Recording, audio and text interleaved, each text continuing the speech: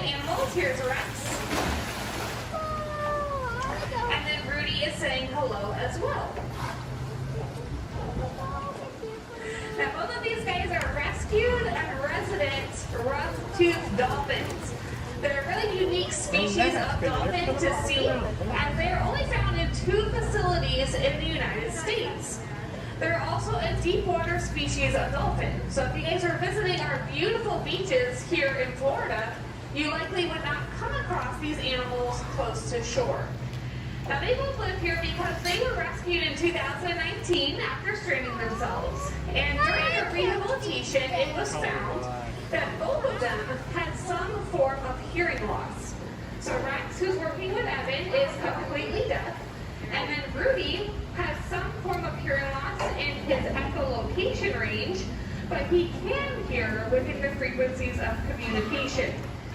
Now that's important because dolphins in the natural environment, they rely heavily on their hearing and their sound to navigate the ocean and to hunt for their food. So both of them were struggling to survive. That's exactly why they beached or stranded themselves. And then they will live here at the aquarium for the rest of their lives. They were deemed not releasable by the government. Now because we are responsible for their care for the rest of their life, we do lots of training sessions with them. And in all of their training sessions, we're using positive reinforcement training. So what that means is you're going to see us ask them for a behavior with the use of a cue. That's typically some form of a hand signal. And then they have the choice as to whether or not they want to do the behavior. Now should they choose to do the behavior and then they are correct, that's when they receive reinforcement. Now what do we think a dolphin likes to receive as reinforcement? Fish, right? They'll eat about 12 pounds of restaurant quality fish every single day, but they are not always hungry. In fact, these guys really love their toys. Rudy's going to work on bringing one back to Evan over here.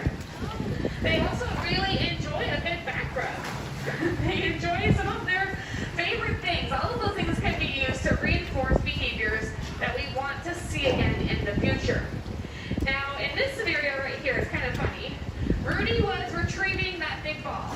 Rex intercepted the retrieval. So Rex is not quite correct, but this is a great example of what we would do when an animal is incorrect. So you're going to see Rhea completely ignore his offering there.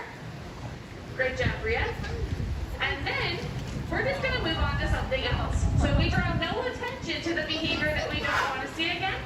And then we draw tons of positive attention to those behaviors that we do want to see repeated. And with that, we train our animals for 3 reasons. We train them for their cognitive stimulation, their medical management, and their exercise. Now Rudy here, he's working on a medical management behavior. He's learning to hold his blowhole open on cue.